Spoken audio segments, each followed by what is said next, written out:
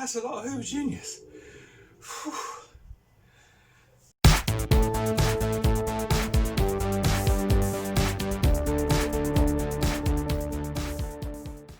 So guys, in this video, and I think this is going to be a multi-part series too, is that we're going to try and make two good 1036 Juniors out of these four.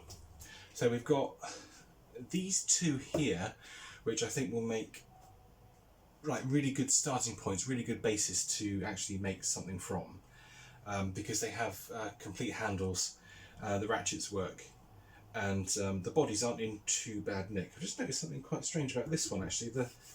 That's interesting. I'll show you that in a sec. Anyway, and then we have these two machines which can be used for parts. So I think what we'll do in this part is we'll get everything stripped down, probably get a couple of working motors going, and then in part two we'll sort of start to clean stuff and start to make the good machines. That's the plan anyway. It could completely change.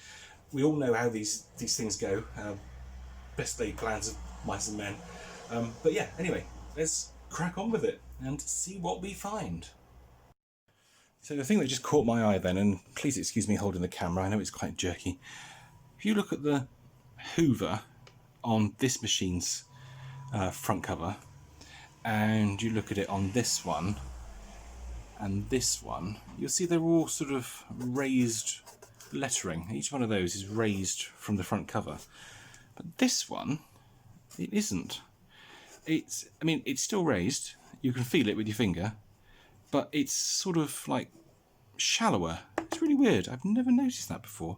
You see how that one is like really sticky outy, for want of a better expression, but that one isn't.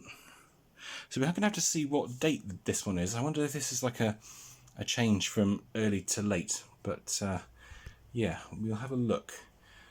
I don't think I've ever seen so many 1036s in the same place. But anyway, let's crack on. So you know what I said about best laid plans of mice and men? Well, it seems like we're kind of stuffed from the start, to be honest with you, because we can't do anything with these machines unless we have some decent dust bags. So this is the best one, and unfortunately the Hoover logo has come off the bag, so that should be there, as you can see on this one. So that one's not great. Then we have this one, which does have the Hoover logo on it, but the zip's broken, the pulley is completely gone, and someone's been using a flipping paperclip to keep the bag shut. Let's get rid of that nasty thing. This isn't the end of the world, because I can put a new zip on this. It's not particularly difficult. I can do that. And then we have this bag, and unfortunately this one, whilst it does have the logo on it, is completely ripped at the bottom. This could probably be repaired, but it's a bit of a faff. Going down here is not great, but yeah, it could probably be done. And this zip is really nasty. So I think what we'll do is give us a fighting chance.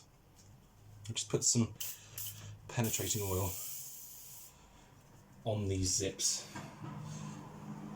These bags are going to be washed anyway, so it's not a big dealie. That doesn't need any, and this one absolutely does. You need to be able to get the bags open to get the dirt out. So yeah, if we can't do anything with these bags, then the whole project is a bit stuffed, but we will see. We'll see. It may not be the end of the world just yet, because, you know, I can put, as I say, I can put new zips on these. It's not difficult. I need to get the sewing machine back from my mother's house, but yeah, it's doable. So what I'll do is I'll just leave these bags just over in the corner, just leave them to soak, and let the oil do its work. Here's our base machine that we're going to start trying to bring back to life. So this is the one that I pointed out where it has the less embossed, or less pronounced rather, Hoover logo on it.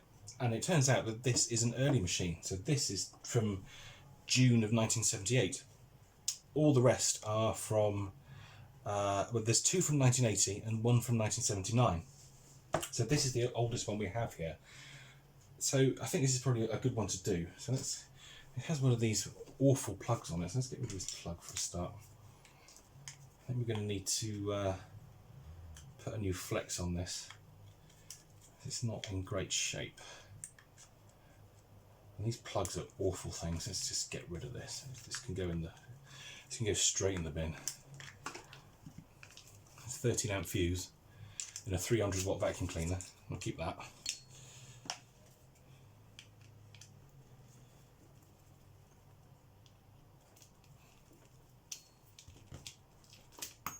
There we go. Let's put that in the bin.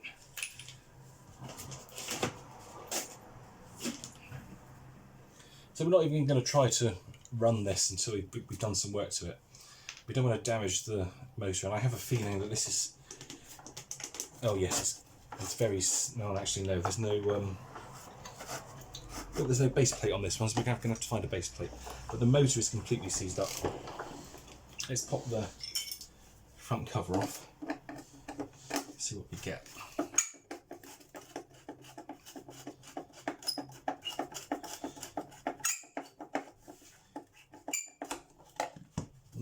Didn't want to come off, did it? Yeah, things are starting to go rusty. I'm afraid this this poor old thing is not in great shape. But not to worry, we can fix it. We can fix it. There's nothing we can't fix here. This is fine.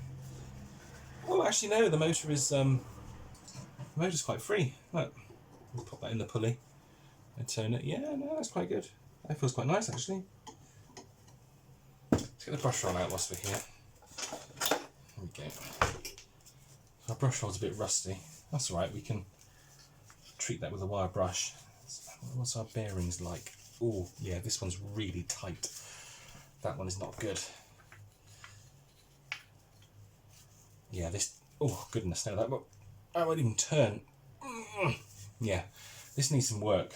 Although, actually, do you know what? Those brush strips are quite good. Look at that. There's loads of life left in those.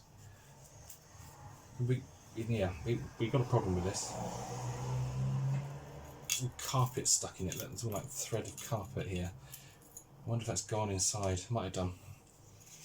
But yeah, okay, let's pop that over there. The next thing we'll do is let's get rid of this flex. This flex is awful. You probably can't see it there. Let me bring that down. So we've got a nice split in our cable here, so that's not ideal. Let's take this handle off.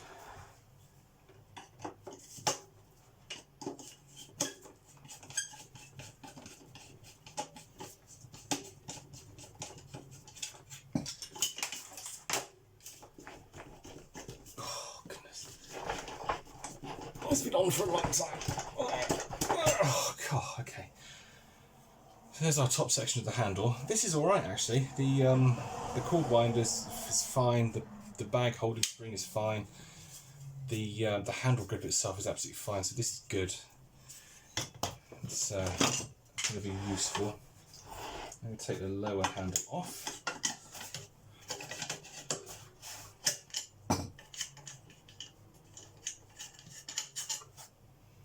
Let's keep that safe. Unclip the cable.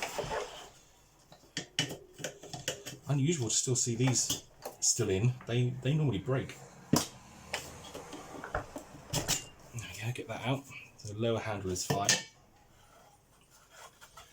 Yeah, it definitely needs a good clean. So let's have a look underneath, shall we? Let's see what we've got in here.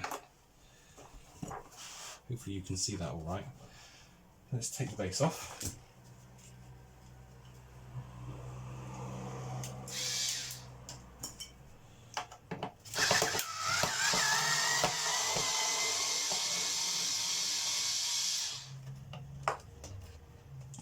Try not to lose that washer. Put them there.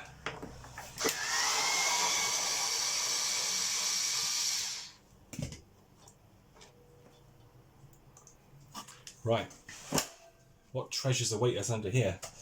I have a feeling this is going to be horrendous. Oh yeah, there we go. It's classic Hoover Junior. So this is the terminal block cover. which is just, yeah, of absolutely no use to anyone. God bless it. And there's our motor. So what we want to do is just give this a quick suck out. And there's the suppressor just there. That needs to go.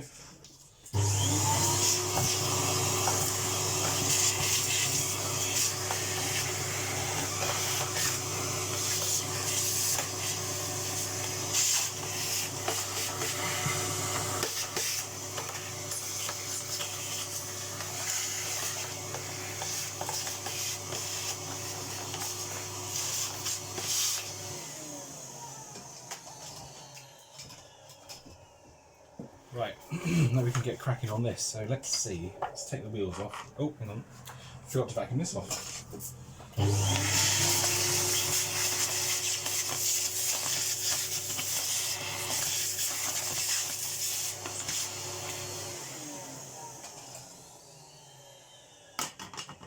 At least there's nothing living in here, which is always a bonus. As you never know when you open these things up. Let's get the wheels off.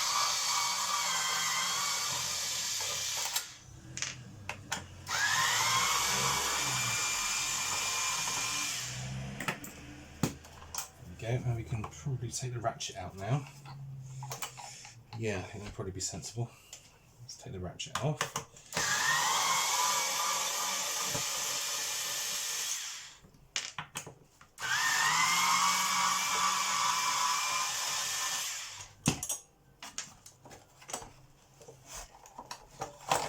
Right, there's our ratchet.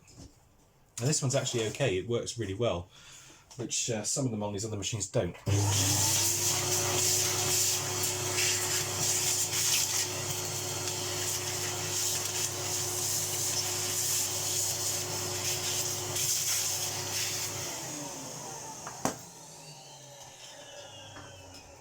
And good-o, we are into the motor now, so...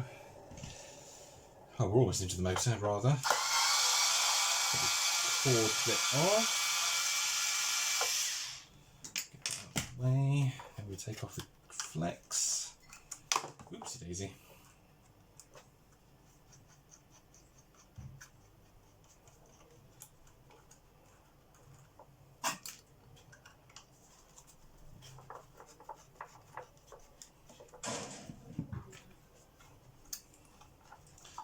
So that's our cable out of the way. Cover, pull this through. Good. So we mustn't forget these bits on this cable. The lower cord hook, sorry, the lower cord grommet and the main grommet as well. So mustn't throw this cable out without taking those off. Now we can start getting into the nitty gritty of things. Now where's my long nose pliers? See, this is the problem because I never tidy the bench up whenever I finish something, and I should do. So we're going to grab this piece of plastic here with our long nose pliers and pull this out.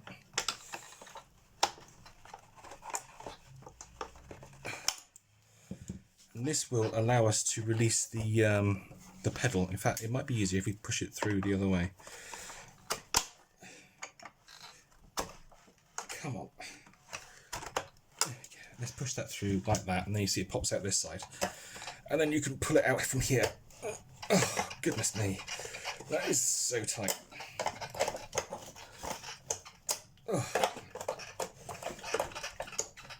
I'm trying to be careful not to scratch the base. Where's the pliers? There.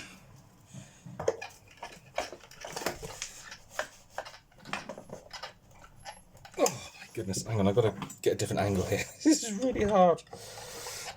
Ah, there we go. Good. So that's that out. That holds the pedal in. So now we can take the pedal off, like so, which is good. There's our switch. Switch feels all right, actually. That's good. And there's the ratings plate there, so you can see that it's from June of '78. Get the pedal off. There we are. So now what we want to do is to remove the wiring for the switch, because this needs to come out of the way before we can start thinking about taking the motor out. So let's just undo those screws. So we've got to trace the switch. So the switch comes from here, from the live on the terminal block.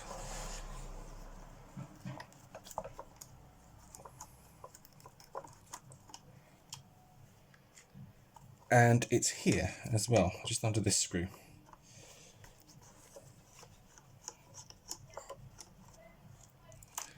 There we go. So now we can pull these wires through and we can get the switch out of the way. This is on the earlier Juniors, this isn't quite such a pain. It's not quite so much as a faff, because the switch is mounted here and it comes with the motor when you take it out. But in these later machines it doesn't, and it's a pain. Now, top tip now, I would say, and this is what I always do, is take the suppressor out whilst the motor is like this, because when the suppressor's out of the way, it's easier to get to the screw that's hiding at the top there. So you just undo these two screws.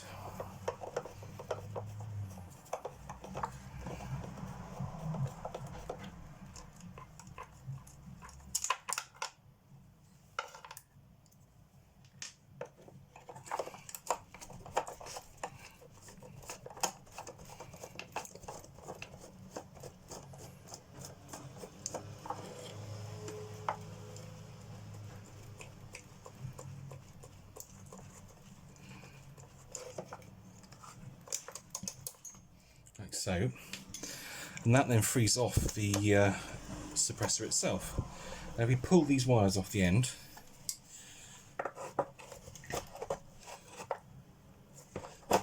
like so, we should now be able to, we can get the suppressor out. So this will be sent straight to hell, as with all of these old style suppressors, because nobody wants them, nobody needs them, and they just go bang. Let's have a quick look at this one. Lead through 8 amps, Yugoslav made. Ah, interesting. So the same company that made the suppressor for the 612 made this one for the Junior back in the 70s. Cool. Anyway, bin. Now that we've got our ancillary parts out of the way, we can remove this motor from the body. Now this can be quite awkward because you've got two hidden screws. There's one down here and there's one down here, which are slightly tricky to get to. So you need a good long screwdriver and a good angle. Now I think I might be able to do this here, like this way. I'll give it a go, although I might need the other screwdriver with an extension. Oh, now I can just reach that.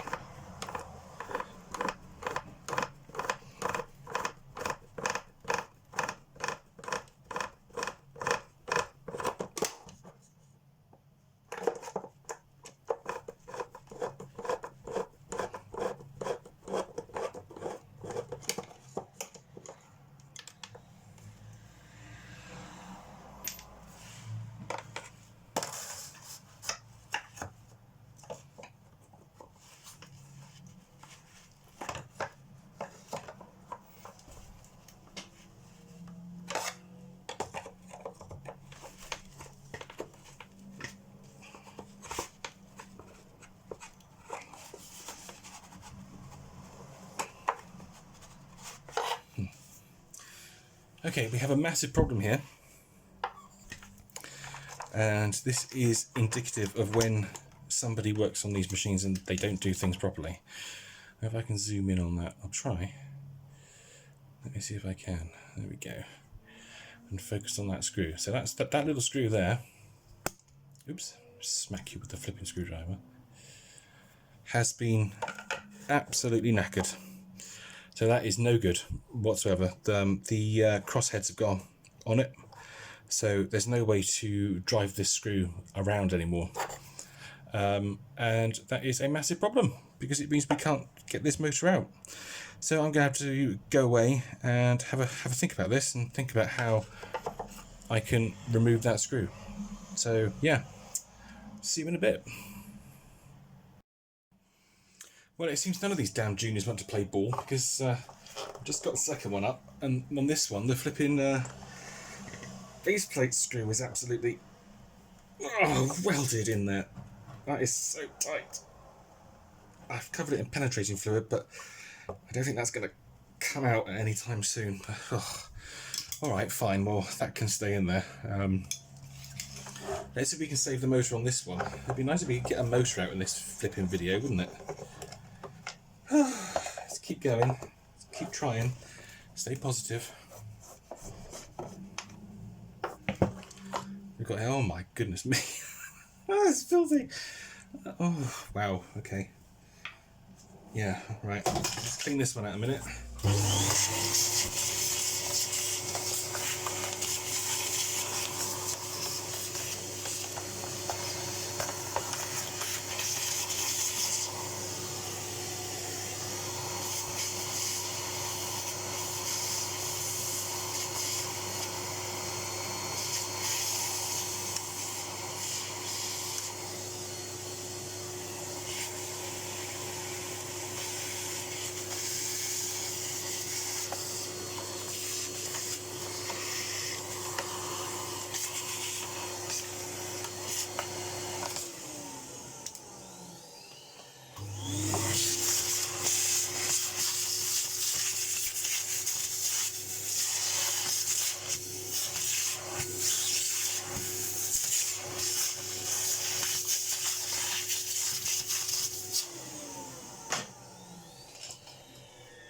Well, this one looks like it's been used on a farm. It's just unbelievable. And look at that wheel. Wow, that's had some use. Look, the wheel's just completely knackered. My goodness.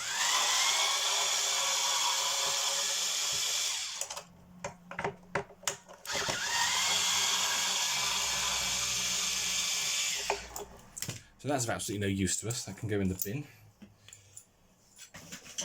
At least we should end up with some good parts. We should end up with some bits that we can use. I am convinced we can make a good Hoover Junior out of all these parts. I'm convinced. We must be able to. It would be insane if we couldn't. It's such a shame about that screw in that other motor. That's a real pain in the bum.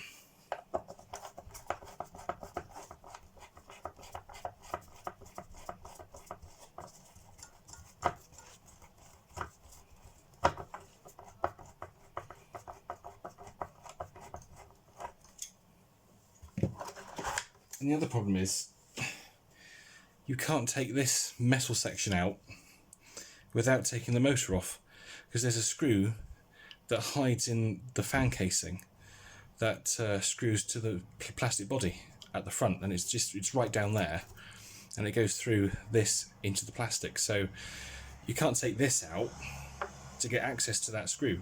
So I mean, it's a design flaw with the Junior, really. It's not ideal.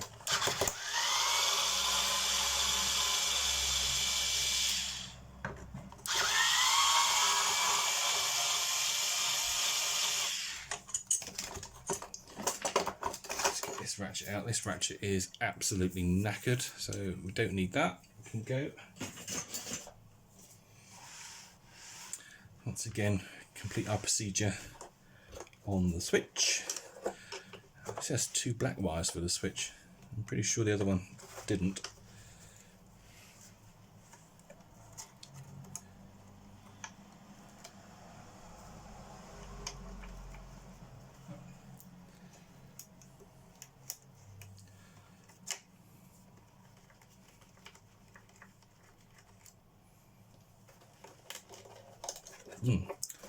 This might have been replaced at some point. This was probably a replacement switch because it doesn't have the tabs on the end and the wires are black. Yeah, I reckon this is a replacement switch. Interesting. You don't see that very often. Now, espresso. Another one for the bin.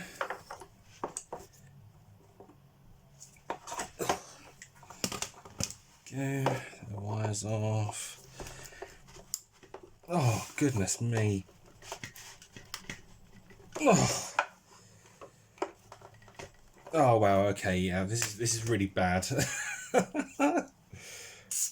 This is really bad. these juniors have been stored in the wet, and I'm afraid everything's just corroded. Everything's corroded in place. This is not ideal. Yeah, we're not having a good time here, unfortunately. They are fighting us every step of the way. Actually, interesting. Let's just take the front panel off, front cover rather. Oh goodness me! Wow. I can't even get that off. Isn't that unbelievable? Look at the screw. Look. Just see how threadbare that is. I'm going to have to do this in my lap, guys. Sorry, I'm not filming that.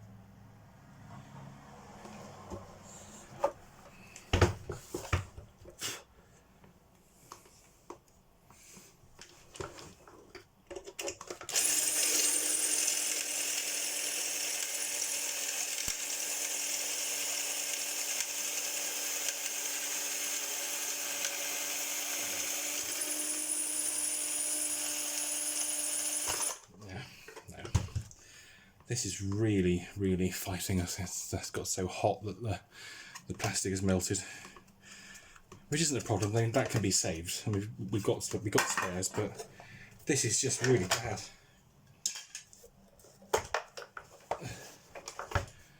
Let's see if this motor turns. Oh, it does, but it's rough. Oh my goodness, you hear that?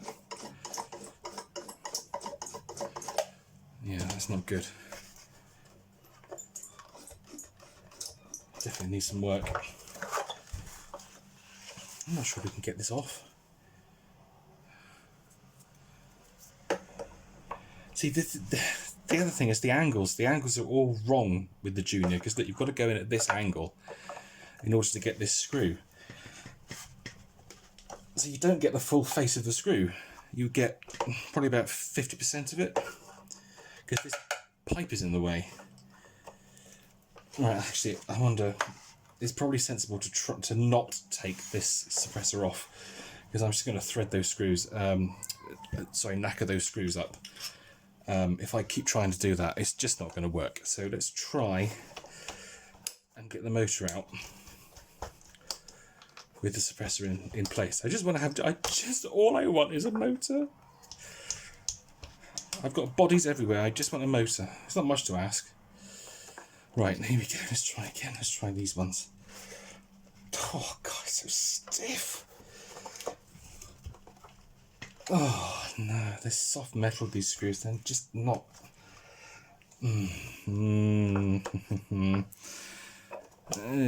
Sort of turning. Can we see down there?